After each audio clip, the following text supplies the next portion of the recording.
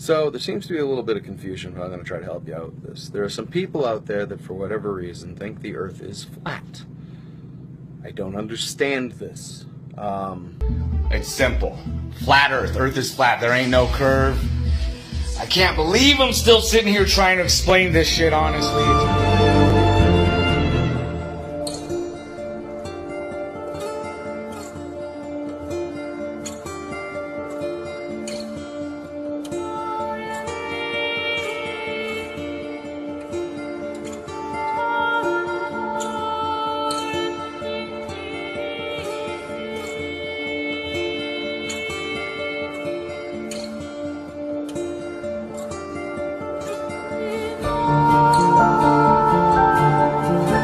A lot of people don't really know enough about the mainstream ball earth model.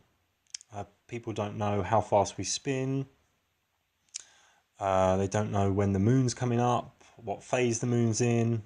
A lot of people don't know what a solstice is. So a lot of people just sort of have this image on the left of the ball earth. This image on the right is starting to gain momentum, and a lot of good information backs it up. So I just want to go through some of the key points for anyone new to this information, and later do a bit of theorizing and speculation as well. So as Nietzsche once said, sometimes people don't want to hear the truth because they don't want their illusions destroyed. That's often the case with a lot of new information. Around the 1400s, a lot of people were starting to think about the ball earth due to some astronomers. And then Newton came along in the late 1400s with his gravity book that he didn't really complete. It was very fat and thick. And this man's still taught to this day. He's taught as being an academic scientist, but really he was an occultist, an alchemist, and a magician. It's kind of strange how the universities don't teach much about Newton the man, especially when they're hinging massive belief systems upon him. He's also had a lot of links to Freemasonry, which came out of the Knights Templar pretty much in the 1300s. So Newton's a guy that people don't know much about, but they're pinning a lot on him. Now this is the image and the dimensions everyone believes. This is in encyclopedias, schools, universities, and it shows the diameter around 13,000 kilometers. That's a lot of curvature to get through, you know? And what I did, I started researching spherical trigonometry to work out curvature, and I worked out that this is the correct one. Now from the observer, the first mile drops 8 inches, and the second mile drops 32 inches. It gets squared because you live on a ball and not a slope, and it keeps getting squared. Now, if this is correct, which everyone thinks it is, then this is correct. So in 100 miles of walking along the earth, one would have dropped 6,666 feet. That's quite a lot of curvature.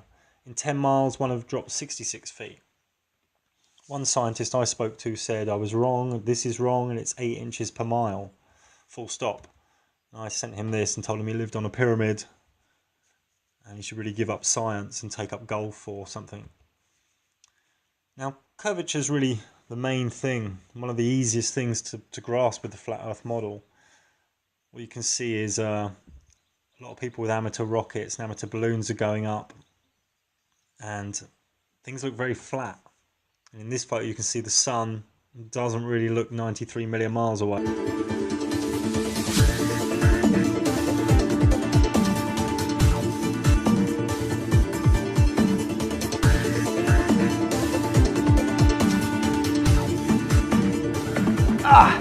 I'm astonished by how difficult it is to actually move around. The idea could like reach out and grab something with one of these gloves? No way.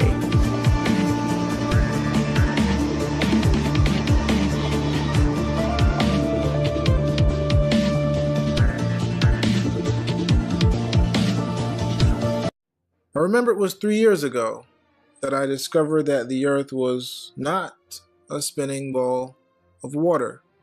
but in fact it was a plane, as in a flat surface.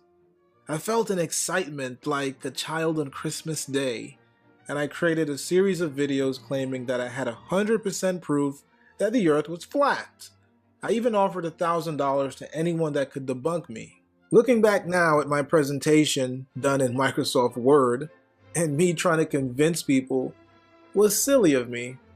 But I had fun and I learned a lot. I learned that people don't care what the shape of the earth is. They don't care that they're being lied to. This wasn't a response I expected. I didn't expect apathy, ridicule, and hate. After all, some people are gay, some people are straight, some people believe in intelligent design, others believe in evolution. But for some odd reason, everyone is supposed to believe that we're on a spinning globe. And speaking about a flat earth always seems to strike a nerve in many people. The four most popular responses people gave me was, "You're an idiot, go back to school," "How does it affect my life?" "Why would they lie?" and "What do they have to gain?" Never mind the proof that I was giving them that the earth was flat. That wasn't important. They wanted to know why. As if governments of the world don't lie to the people all the time for oil, money, control, and greed. So recently, the internet has been buzzing about the flat earth theory. Celebrities like B.O.B. and Tila Tequila have been spreading the news that the earth is flat, while YouTubers like Vegan Gains, Pharaoh Law, and Vsauce have all made pathetic attempts on trying to mock and disprove the flat earth theory. Even politicians and the United States president is talking about the flat earth theory. Let's quickly listen to what they have to say. My friends, these people are so out of touch with science that they believe rising sea levels don't matter because in their view, the extra water is just going to spill out over the sides of a flat earth. They're wrong, obviously. And we need to make clear that those members of the Flat Earth Society are on the wrong side of history. We are going to make Paris the demarcation point where we begin to get the job done to save the planet, period. They must have been founding members of the Flat Earth Society. They would not have believed that the world was round.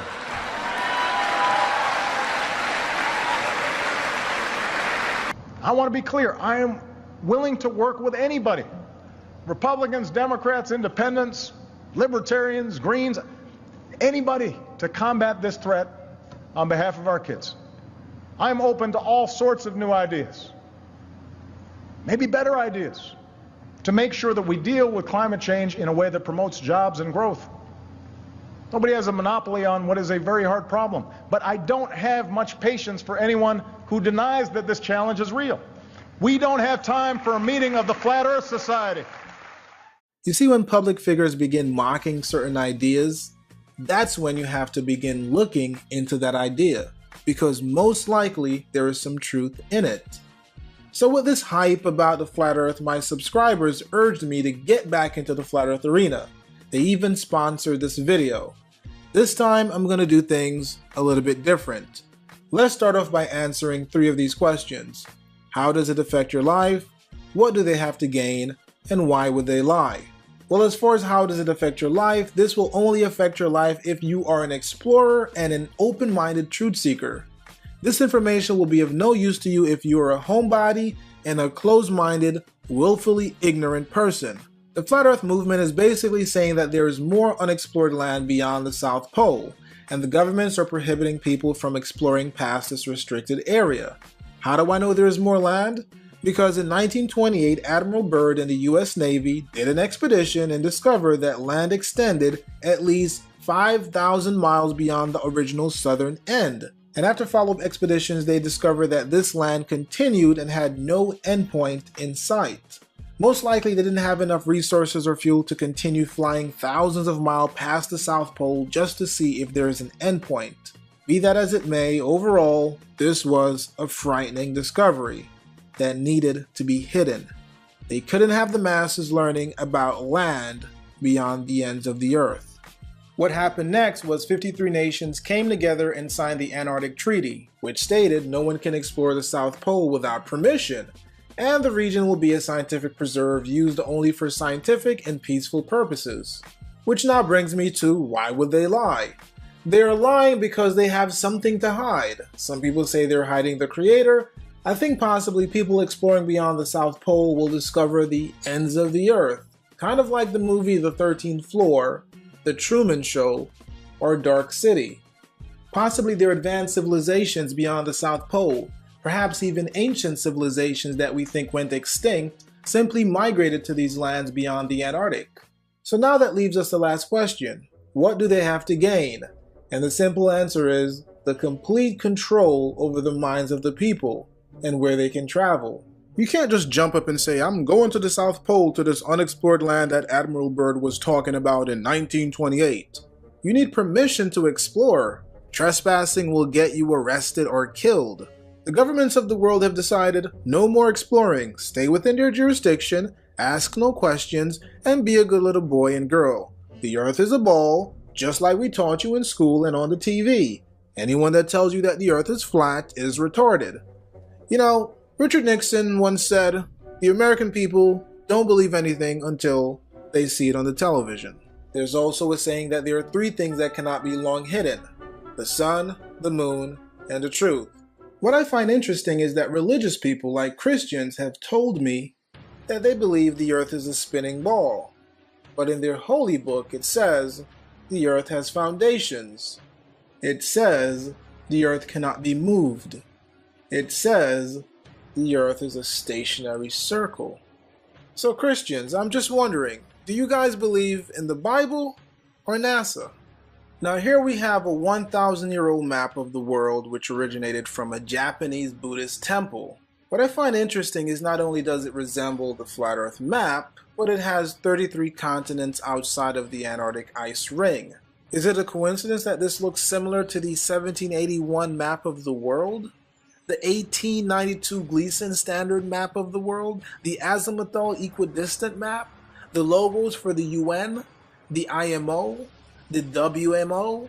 The WHO? Is it just me, or is there anyone else seeing a pattern here? Well, at the end of the day, I'm not here to convince anyone when in 1988 NASA has admitted that the Earth is flat.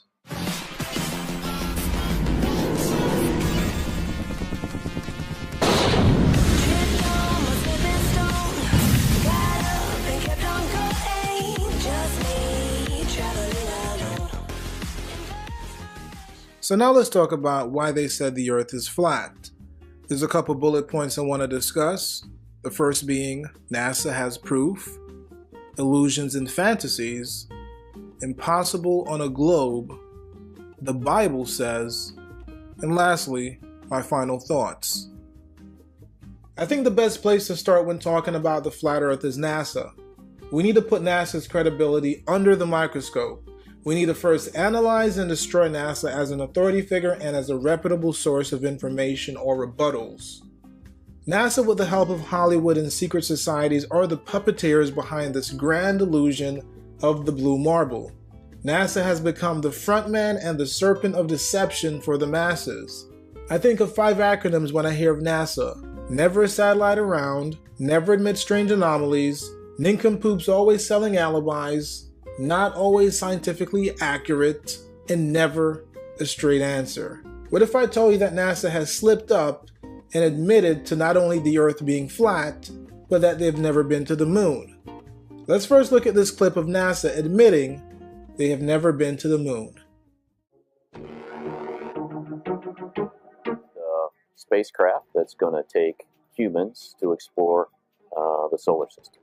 It's the next big step for NASA. Called the Orion Multipurpose Crew Vehicle, or MPCV, this next-generation spacecraft will enable America to explore beyond low Earth orbit. This next-generation spacecraft will enable America to explore beyond low Earth orbit.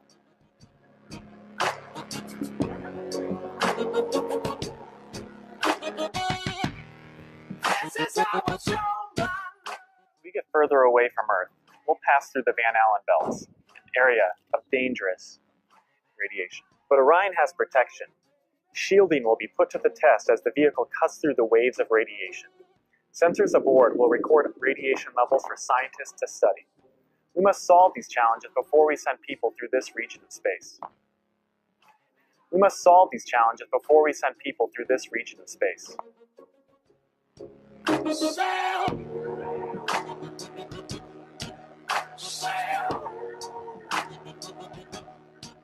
Plan that NASA has is to build a rocket called SLS, which is a heavy lift rocket. It's something that is much bigger than what we have today, and it will be able to launch the Orion capsule with humans on board, as well as landers or other components to destinations beyond Earth orbit. Right now, we only can fly in Earth orbit. That's the farthest that we can go, and this new system that we're building is going to allow us to go beyond and hopefully take humans into the solar system to explore. So the moon, Mars, asteroids, there's a lot of destinations that we could go to, and we're building these building block components in order to allow us to do that eventually. And hopefully take humans into the solar system to explore. So the moon, Mars, asteroids, there's a lot of destinations that we could go to. And unlike the previous program, we are setting a course with specific and achievable milestones. Early in the next decade, a set of crewed flights will test and prove the systems required for exploration beyond low Earth orbit. Early in the next decade, a set of crewed flights will test and prove the systems required for exploration beyond low Earth orbit. Well, surprise, surprise, no moon landings. Now let's segue and read NASA admitting that the Earth is flat. In a 1988 publication called Derivation and Definition of a Linear Aircraft Model, on page 7, they state, this report documents the derivation and definition of a linear aircraft model for a rigid aircraft of constant mass flying over a flat, non-rotating Earth. They continue by stating, this report details the development of the linear model of a rigid aircraft of constant mass flying over a flat, non-rotating Earth. You know, I know this hurts for some people to hear their Lord and Savior NASA admitting defeat, to admit the Earth is flat. I encourage people to verify this documentation, but something tells me that I'm still going to see NASA advocates in the comment section saying, I misinterpreted what they said, or I photoshopped the document. But no worries, because a link to the PDF will be in the description box below for you to see for yourself. Now, for those people that believe that NASA is comprised of the smartest people on the planet and think that people that say the Earth is flat and not rotating are stupid, well, what do you have to say now? Admittingly, this may be an emotional time for some people discovering this information. Some of you may be crying, confused, apathetic, or angry in an attempt to troll this video, but I highly discourage leaving silly, ignorant comments below, as none will be left uncontested. And I hope you do watch this video to the end, because this is just the tip of the iceberg. But I simply want to emphasize these two pieces of information because it's coming from the dragon's mouth, straight from the heliocentric religious organization that most people will defend to the death and use as a credible source to defend their round earth theory. Let's look at this video and photographic evidence that people love to show. On July the 16th, 2015, we had a Deep Space Climate Observatory satellite picture of Earth from space, and we can see the word sex upside down. The image you're looking at is flipped 180 degrees, and the word sex in the cloud formation can be seen in the northeast portion of the globe. I know some people will argue and say that seeing sex in the clouds means nothing because they can see faces, animals, and words in the sky all the time. However, Matthew Boland, a former NASA operational graphics manager who worked with NASA for years creating photorealistic computer graphics, states that all photographs from the Hubble telescope are NASA hoaxes. Consider the fact that NASA has admitted that their images are composites made up of 3 layers of pictures from the alleged satellite digital cameras. My question is, why is it necessary to make a composite image at all? Why not just take one picture of the Earth and be done? The obvious answer is because there are no satellites and the Earth is not a globe. The images we see are simply beautiful works of art. NASA knows that these layers of images would likely be discovered in the future, so they decided to admit that they are layered images. The heliocentric model. Our authority figures have told us every 6 months the Earth will be 180 degrees in its orbit around the Sun, and be opposite the sun from where it was 6 months earlier. However, there is a problem with this model. Let's say we begin our observation of the sun 12 noon in New York on September the 22nd. According to the heliocentric model, every 24-hour day the Earth is supposed to do an exact 360-degree spin on its axis and end up at the same place. That means that after 6 months, 12 noon in New York will arrive during the middle of the night on March the 21st. Under the heliocentric model, this occurrence should happen year in, year out, every year. However, this doesn't happen, which means the heliocentric model is wrong. Polaris also proves the heliocentric model is pure fantasy. Polaris is the North Star and is allegedly fixed above the North Pole of the Earth. However, the problem is the North Star can be seen below the equator. Scientists want us to believe that the North Star is kept perfectly synchronized with the orbit of the Earth around the Sun, while the Sun is supposedly traveling at speeds approximately 500 miles per hour around the Milky Way galaxy. Even more fantastic is the fact that scientists hypothesize that this Milky Way galaxy is racing through space at the speed ranging from 300,000 miles per hour to 1,340,000 miles per hour. The North Star not only proves that the Earth is flat, but that the heliocentric model is wrong. The midnight sun also disproves heliocentrism. Places with the midnight sun are areas with 24-hour daylight. Now here we have a 360-degree panoramic time-lapse photograph which shows the path of the sun over the island of Lopa in the northern part of Norway between 7 p.m. July 21st and 6 p.m. July 22nd. This picture illustrates that in midsummer north of the Arctic, the sun stays above the horizon for 24 hours of the day. The photograph shows the sun as it makes a complete circle over the head of the photographer as he took one picture each hour during a 24-hour period. The photographer has inadvertently proved the sun circles over a flat Earth. How so? Simple. The only way the sun would be seen to circle the observer on a globular spinning Earth would be if the observer was standing directly over the North Pole. Any distance south of the North Pole should create a zigzag back and forth sun pattern in the sky if the Earth were truly spinning and orbiting a 93 million mile distant sun. Now of course, some people are skeptical about this information, so they will Google midnight sun and it will say, the midnight sun is a natural phenomena that occurs in the summer months in places north of the Arctic Circle or south of the Antarctic Circle when the sun remains visible at the local midnight. And then y'all will come back and try to argue that people can see the sun in the Arctic and Antarctic region because the Earth is on a tilt. And to some people, that rebuttal may seem like a good answer, but it's not good enough. The first problem is we are not on a ball, but for argument's sake, let's say we are. How exactly do you prove that this ball is tilting on an axis? How do you explain that the photographer can see the sun do a full circle and not be at the North Pole? How do you explain an Earth that has a 24-hour day cycle and is supposed to do a 360-degree spin on its axis, yet somehow miraculously we have allegedly 6 months and 6 nights in the Arctic and Antarctic region? We know in North Cape, the northernmost point in Europe, has 76 days of full midnight sun. Fairbanks, Alaska, which is also below the Arctic Circle by almost 200 miles, still receives 24 hours of light for long periods in summer.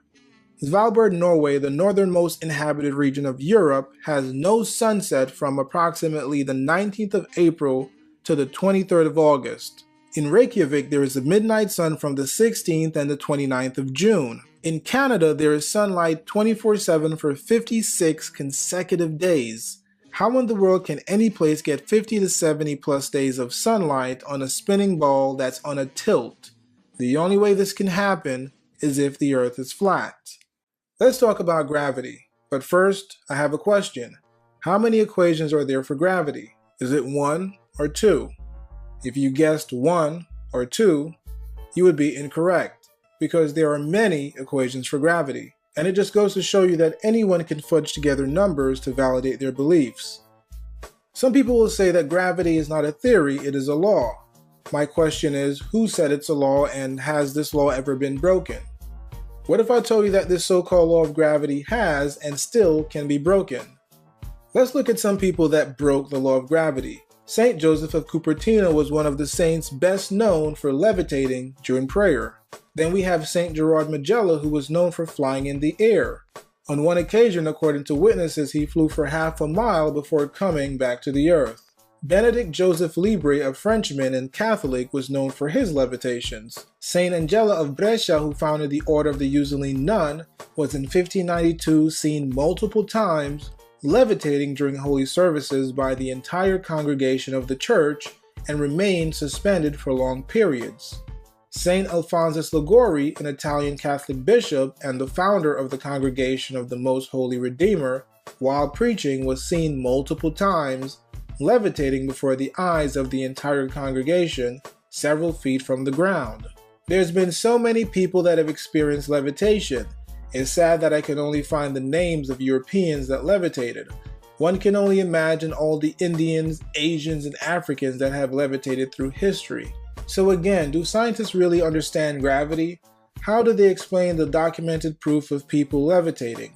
How is it possible that gravity can hold in the massive amount of waters in the ocean, but lighter objects can escape the Earth's gravity, like a bird or balloon? A person can leap almost half his height, all the while, according to scientists, we have an atmospheric pressure of 14.7 pounds per square inch acting on the body. Later in this video, I'll be playing a clip from NASA claiming that so-called planets that are gas giants have gravity. The theory that gravity is pulling everything inwards on a spinning ball of water is pure fantasy. Not only will you have to scramble for an explanation about flying saints, but I'm going to add in the flying humanoids in Mexico. Thousands of people have been seeing beings flying in the air. Even a police officer was attacked by one of these humanoids. Let's also throw in the mystery of the Santa Cruz Mystery Spot, where water flows upwards and cars and balls roll uphill. These magnetic hills scientists claim to be an optical illusion. The late astronomer Royal Sir George B. Airy once said, "On a whole, we must express our opinion that the general cause of the Earth's magnetism still remains one of the mysteries of cosmical physics." Now, some people are going to get upset and call me crazy for my following arguments, but before you do, please get yourself a telescope and look at the planets yourself and tell me, what do you see? Because I've looked at the so-called planets and I have read books and I've done some research and I've come to the conclusion that these planets are not balls spinning in space. These planets are luminous bodies, nothing more, nothing less. NASA has even admitted that Jupiter, Saturn, Uranus, and Neptune are gas giants, which would mean they are not solid, and as a result, they cannot be spinning balls in space. NASA believes people are stupid, and to some extent they are correct, and they will continue to tell people that these bodies of gas has gravity, and they will be landing probes on these bodies of gas. Let's look at some of these so-called planets. Here is a picture of how NASA shows Venus. Now here is how Venus actually looks.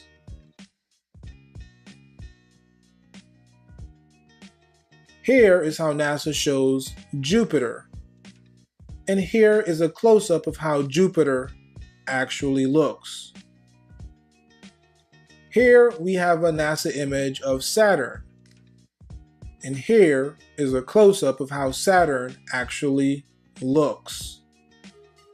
NASA again with their depiction of Uranus. And here is a close-up of how Uranus actually looks. Now let's keep in mind that similar to what they have done to make it standard for most cameras to have a fisheye lens so people can see a curvature in their video and pictures is exactly what they have done to these telescopes. Most, if not all, digital telescopes are pre-programmed with software to give the viewer an image of the planet they want you to see. I've come to the conclusion that NASA is trolling the masses. They claim that there is no sound in space, but then they claim they have recorded the sound from planets. One moment they will say that Pluto is a planet, and then they will come back and say, we change our mind, Pluto is no longer a planet. I'm going to play some clips of NASA talking about planets, but I'm not going to be giving any commentary because I don't think I can help myself from laughing hysterically.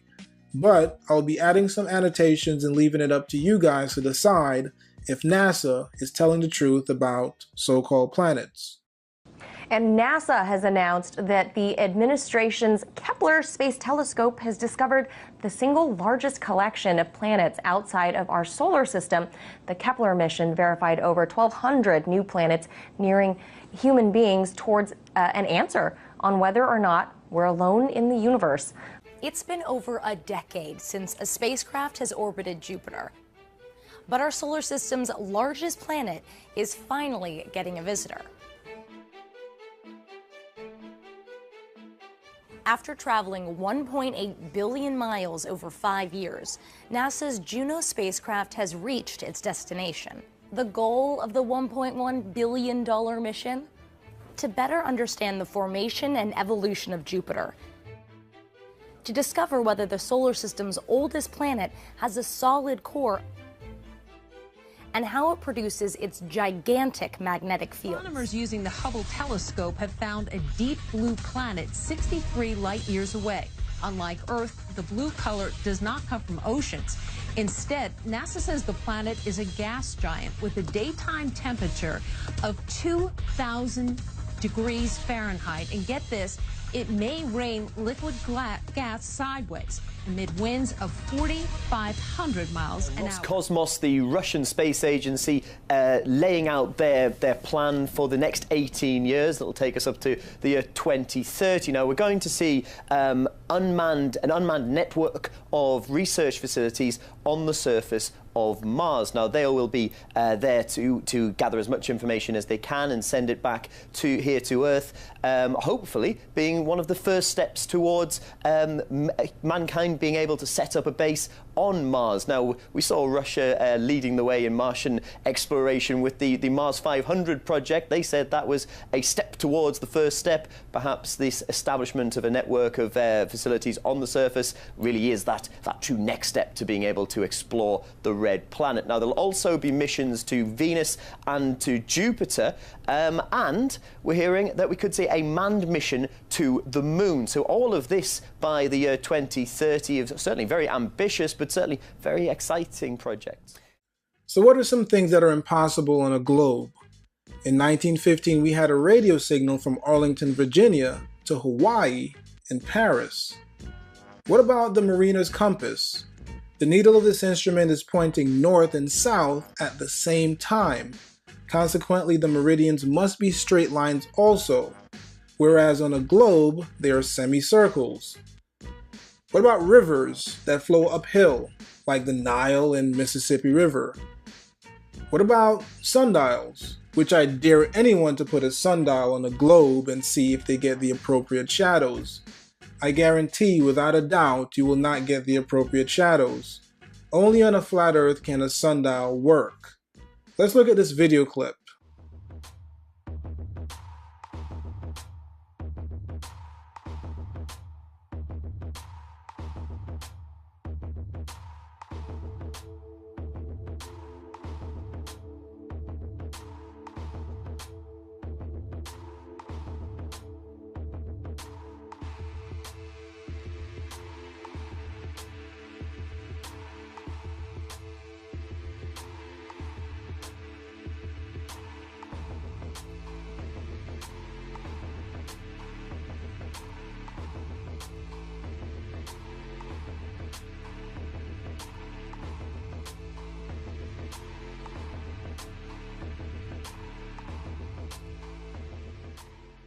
We also have to look at the visibility of distant objects, which is impossible on a globe. For example, the Chicago skyline can be seen clearly. Here's a picture taken by Joshua Nowicki as he stood at Grandmere Park, Michigan, which is approximately 57 miles across from Lake Michigan. We have other places such as St. Botolph's Parish Church in Boston, which is 290 feet tall and visible for 40 miles, but it should be hidden under 800 feet curvature. The Cape of Lagula of South Africa is 238 feet high and visible for 50 miles, where it should be below 1,400 feet of curvature if the Earth was really a ball. If the Earth was truly a globe, we would see curved clouds at the horizon. We would see the bottoms of planes coming up from the horizon. Water would also have to show some curvature, but the reality is we see no convexity. only a perfectly leveled water. There are over 200 proofs that the Earth is flat, and unfortunately, I won't be going over each one. But I want to close this section with an interview of a missile expert admitting the Earth is flat and missiles do not account for any curvature. Our fire control radar, we actually use a 2-degree pencil beam.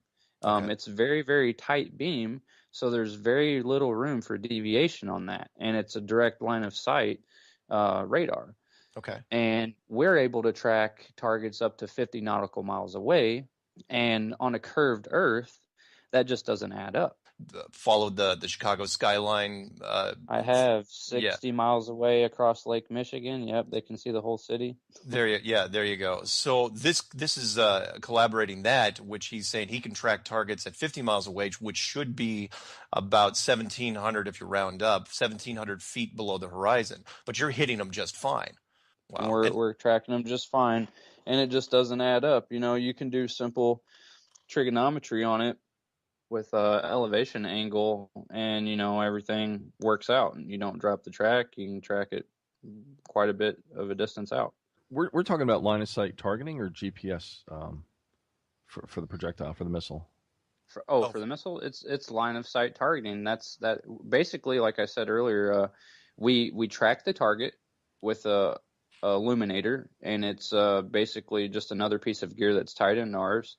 And once we lock up on the target, we're line of sight pointing straight at it because it's a 2-degree pencil beam. It has to be pointing straight at it, because if it's not going to see it. It's not a search radar. It's a fire control radar. If you're supposedly looking at something, 50 nautical miles away around a huge curve, it's just you can't punch through the ocean with RF. But the point is that the 2-inch beam, you have to have it on there for most of the trip. That thing's Not out most, there. all of it, pretty much. Okay, all the trip except for the last couple seconds, if that. You can pull it off if you had to. If you absolutely had to, but you have to understand, if it's not close enough, if you pull it off, the missile will go ballistic on its last update, and it might not hit the target. Got it.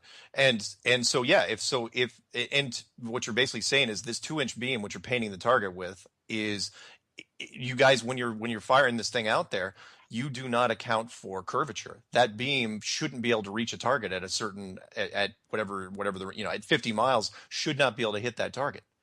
Yeah, and this is a perfect thing, and I'm really glad that I was fortunate enough to work on this, because the argument always is, well, we can reach over a curve because we're a search radar and we use atmospherics and bounce off different parts of the atmosphere, and then it comes back down.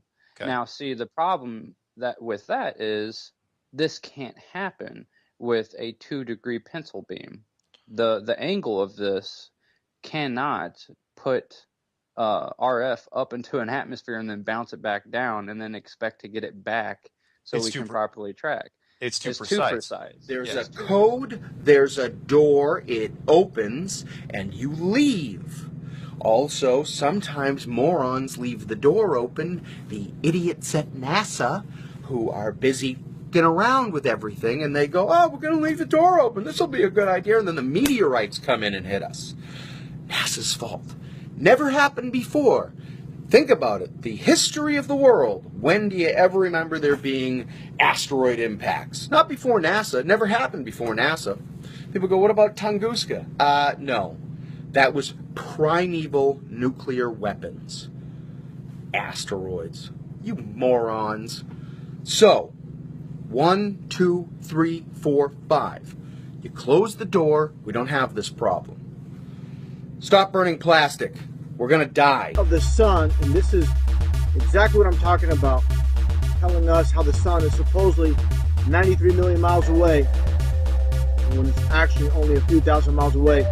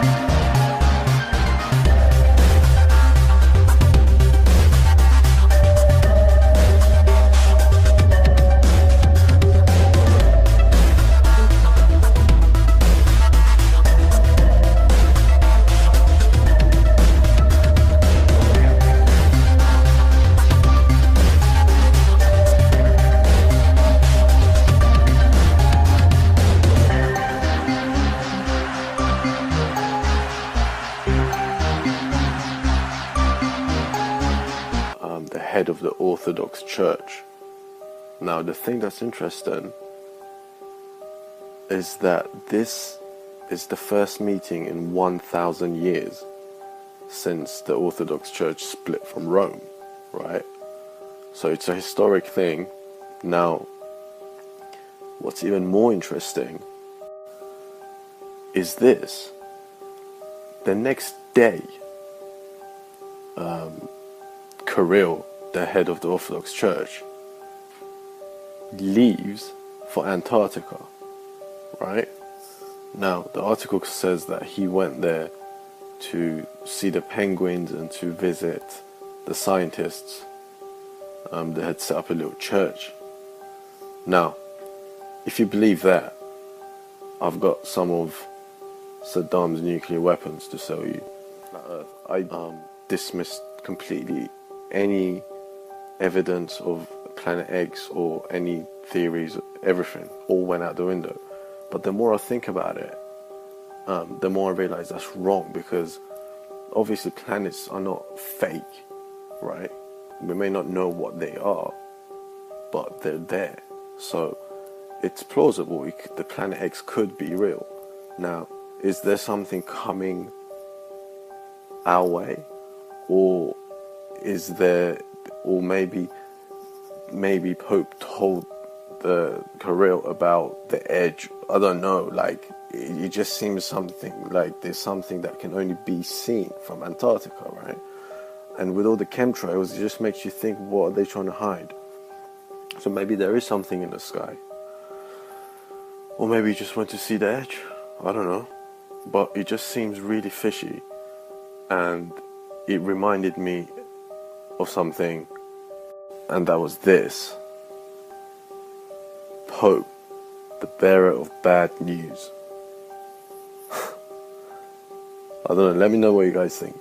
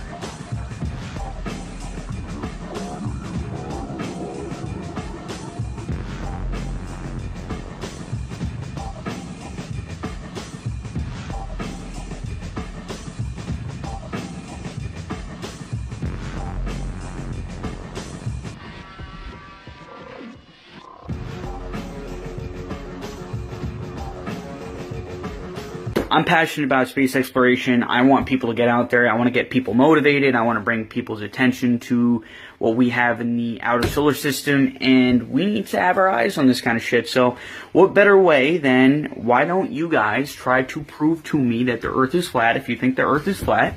It's like a pizza dough, right? Yeah. You got That's science right there. You got pizza dough, and you flatten out the, when you spin the pizza dough, it flattens out naturally. So so you spin it, it flattens out, and then it turns into a ball. That's what you believe. And first off, if it did do that, if all the land is where it is, where the oceans, and it formed into a ball, all of the land would be formed to the middle, to the equator. All of the land would be surrounding the middle, and all the water would be up and below. Because if it is spinning, if it did do that, what they say, it would form, all the landmass would be in the center, in the equator, by the equator. If the Earth were still, according to the Earth's, NASA, the Earth is spinning 1,000 miles per hour. Okay? And if you go to, like, for example, the ride, the Gravitron, the faster it goes, the more the children go toward the end of the edge of the wall. You see what I'm saying? When gravity goes, it basically spins. Exactly. So how could it be that the Earth holds millions of tons of water when the Earth is spinning supposedly at 1,000 miles per hour? Well, I've been disputing gravity since 2010. And I have witnesses for that in California. So I remember it. So you believe that there's people in Australia, just boats, planes, they're all upside down, and gravity's keeping them. So down is up there. Earth is flat.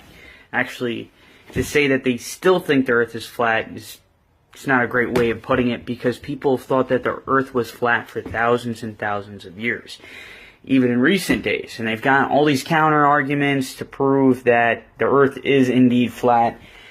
I'm stumped. I watched a couple documentaries on YouTube, and according to my statistics, which is just like how many likes I've seen on videos, comments, and people sharing, there's at least 50,000 people out there who think that the Earth is flat. So okay, I got something fun today. Okay guys, about 20 hours ago, NASA just cast another spell. They decided to do a little more sorcery and put out another titillating, mesmerizing video to get all of their worshipers starry-eyed.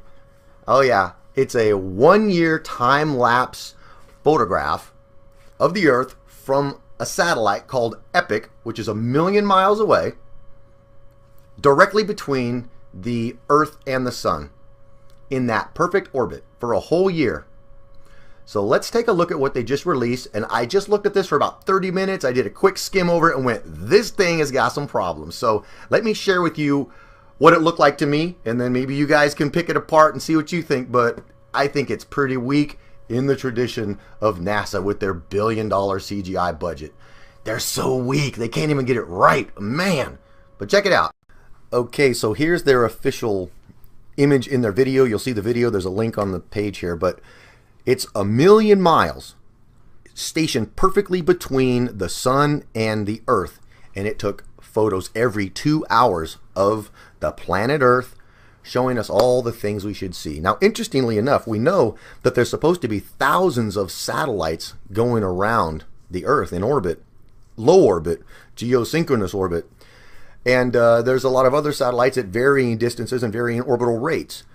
And according to orbital mechanics, the position of a satellite has to do with its velocity. The faster it goes, well, it has to go faster to stay in a lower orbit. So if this thing is 1 million miles closer to the Sun than us, it has to be going around the Sun faster than we are. There's no way it could stay synchronized with the Earth, traveling the same speed if it's over 1% closer. It would be moving 1% faster to sustain that orbit, which means that it would run away from the Earth about a month. 365 days, figure 300 days, it would get ahead of the Earth and it would never be able to maintain that position. So there's the first point. Second, keep in mind it's an oblate spheroid, right? So we're going to look at their pictures of the Earth here. Okay, sorry, Tyson. I know it's sensitive, but let's look at the pictures that they gave us. These are snapshots of their video, and it's funny because from the Earth you can see stars, and they say you can see satellites, but from their satellite you can't see any satellites. Now remember, the sun is directly behind this epic satellite taking these pictures. Why can't you see a reflection? There's not even a speckle. Oh, well, it's because it's fake. I guess that's why. So here we're looking at the Earth from the satellite. No stars, no satellites glittering back. I know, not Tyson, I'm sorry, bro, but what am I supposed to do? Oh, by the way, look at this joke. You see that in the clouds? I just glanced this video, and they doodle on the clouds and then they airbrush them. You can find stuff like this all over the place. It looks like there's what, ABT, or are there initials across the top of it in the clouds also? You can see the time stamps on these when I snip them, so you can go and look at this yourself. You'll probably find 100 more. But these guys are a bunch of clowns. They're like a bunch of frat kids doodling when they're doing their airbrush work, and you know, and then they hide it, like when you write a cuss word in your you know, in class, and then you start scribbling it out to hide it. That's all they do, is they graffiti the Earth and then they airbrush the clouds over it. I don't know what they were smoking when they did this one, but I saved the best thing for last. Now keep in mind that the satellite is 1 million miles closer to the sun than we are. It's impossible for it to sustain that orbit because it's orbiting the sun. It would have to go faster if it was closer.